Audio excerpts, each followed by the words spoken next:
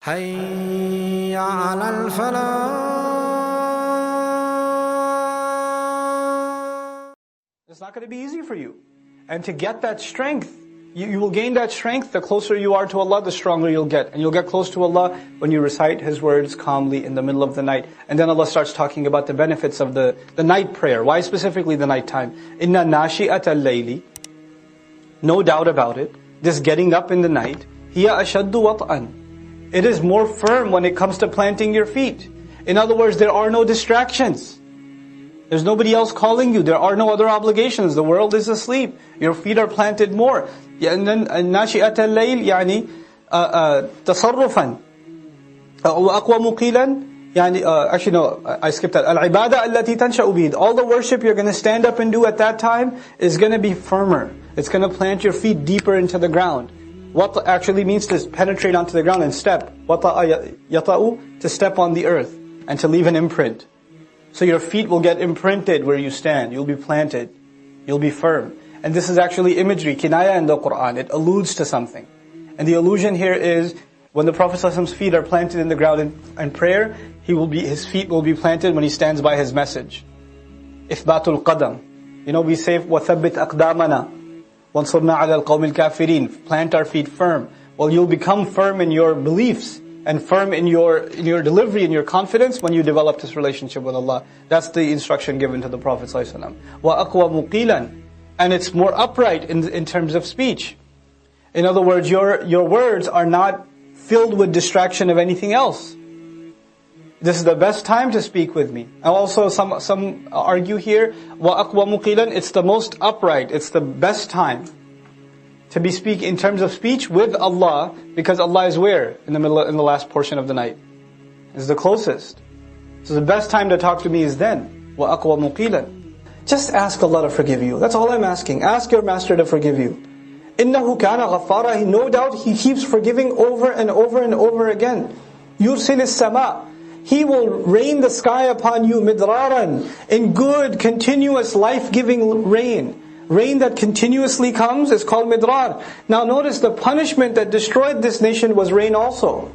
Was water also. But actually when rain is calmed down, when it's not gone wild, then it's a source of life. It's a source of vegetation. It's a source of, a healthy society. وَيُمْدِدْكُمْ. And if you just ask Allah for forgiveness, He will extend you. بِأَمْوَالٍ وَبَنِينَ. With money and children. All these benefits will open to you. Notice the form, right? Yursil is connected with the next word with a kasra, right? Which makes it majzoom. Then yumdid, not yumiddu, it's yumdid. Then وَيَجْعَلْ, it's majzoom. The question is, why are they all majzoom? Why is there a sukoon at the end of every present tense? It's because this is jawab al-talab. There's talab on the one hand, istaghfiru rabbakum.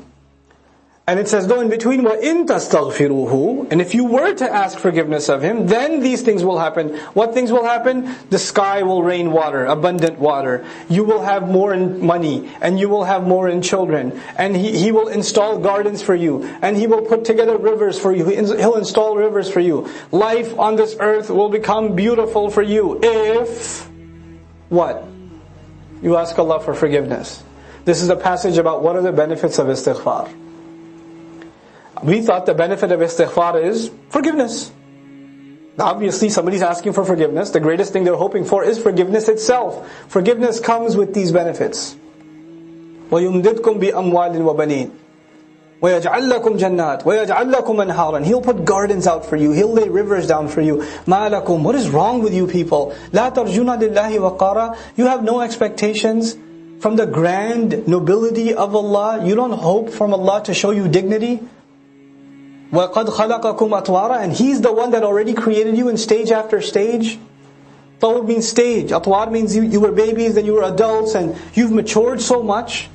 He's the one that did that for you. أَلَمْ تَرَوْا كَيْفَ خَلَقَ اللَّهُ سَبْعَ سَمَاوَاتٍ طِبَاقًا. Haven't you taken a look and reflected how Allah created 7 skies, one on top of the other in layers? وَجَعَلَ الْقَمَرَ فِيهِنَّ نُورًا. And in those skies Allah placed, within them He placed a light. وَجَعَلَ الشَّمْسَ سِرَاجًا, meaning the moon first, and then He placed the sun as a lamp. وَاللَّهُ أَنْبَتَكُم مِّنَ الْأَرْضِ نَبَاتًا. And Allah is the one who caused from the earth all kinds of things to sprout for you. أَنْبَتَكُمْ نَبَاتًا. All kinds of things to sprout for you. ثُمَّ يُعِيدُكُمْ فِيهَا. Then He's the one who brings it out, He returns it back to you from within it. Meaning the plants sprout and they give seeds and you put the seed back in and it brings it back to more produce. He keeps giving you more and more out of the same food. وَيُخْرِجُكُمْ إِخْرَاجًا. And He continuously brings things out for you. وَاللَّهُ جَعَلَ لَكُمُ الْأَرْضَ بِسَاطًا. And He leveled the earth down for you and made it easy for you to walk on. لِتَسْلُكُوا مِنْهَا سُبُلًا فِجَاجًا. So that you can pursue from it all kinds of paths and go through all kinds of valleys. Fijaj means, open space between two mountains. Otherwise it's hard to tread and to tread that path. And He opened those roadways for you. قال نوح الرب إنهم عصوني. Nuh alayhi salam's monologue continues. So this part was all. It's still continuously still. It's a conversation between Allah and Nuh is talking alayhi salam. Nuh is saying, I said this to them, I said this to them, I said this to them. All the things you taught me to tell them, I told them. I tried to remind them publicly, privately, in council settings, in family settings. All these settings I exhausted. And then Allah says, go back and says, and then finally Nuh said, Rabb, my master, innahum asawni, they have disobeyed me. Now the past tense is yud'asawni, they've disobeyed me. Not ya'sunani, they disobey me. Which means He's done with them. Is done, Ya Rabb.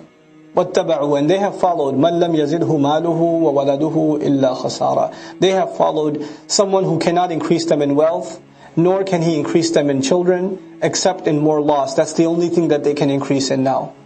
وَمَكَرُوا مَكْرًا كُبَّارًا. And they made a huge plot against him. They made a huge plot against, undermining his efforts. And it seems the closer he got to building the ark, the more intense his da'wah became. And so they started seeing some effect of his call and the warning, because he can imagine if he's got only 1 or 2 days worth of work left, he's really scared for these people. So he's going out of his way to warn them now like never before. So some people are getting a little shaken and they're being pulled towards him. And the leaders of their tribes see that. So they made a new plan. And their plan was to make people feel like if they accept Nuh's call, not only are they dumb, because they would think that the messengers, they're crazy people, etc. Don't follow a crazy person. But actually they will make people feel like they're traitors. That they're abandoning the expectations of their elders. That they're an embarrassment to their family legacy. That sort of line of reasoning. So they said, وَقَالُوا لَا تَذَرُنَّ آلِهَتَكُمْ. Don't you dare leave your gods, they said. They went around making a counter da'wah. وَلَا تَذَرُنَّ وَدًّا. Don't you dare abandon Wadd, one of the names of their false gods. وَلَا سُوَاعًا. And don't leave Suwa'an. وَلَا يَغُوث. Don't leave Yaghuth and Ya'uq وَنَصr. These are names of their gods. They called them by name so they could scare people and say, you're going to leave Yaghuth? You're going to leave Nasr after all he's done for you? Have you forgotten his powers? Don't you think the curse will come on you, etc., etc.? So they went on this this huge campaign to undermine the call of Nuh alayhi salam, and it worked. وَقَدْ أَضَلُّوا كَثِيرًا. And they misguided a lot of people. They were able to get a lot of people to stay. وَلَا تَزِدِ الظَّالِمِينَ إِلَّا ضَلَالًا. And these guides, these misguides, these idols were not able to increase wrongdoers in anything except even more misguidance. مِمَّا خَطِئَاتِهِمْ. Because of the kinds of mistakes they made, أُغْرِقُوا. They were drowned. فَأُدْخِلُوا نَارًا. Then they were thrown into the fire. Then they were entered into fire. Allah tortured this nation with water and then with fire.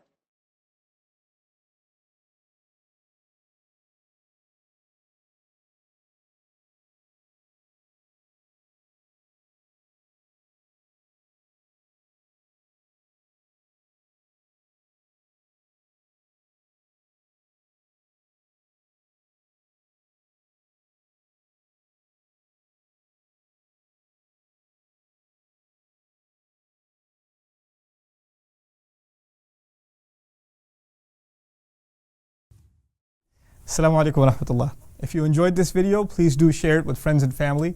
If you want to see more videos from this series, click on the box at the top. If you want to see other videos, click on the box at the bottom. And don't forget to hit the subscribe button. Thanks.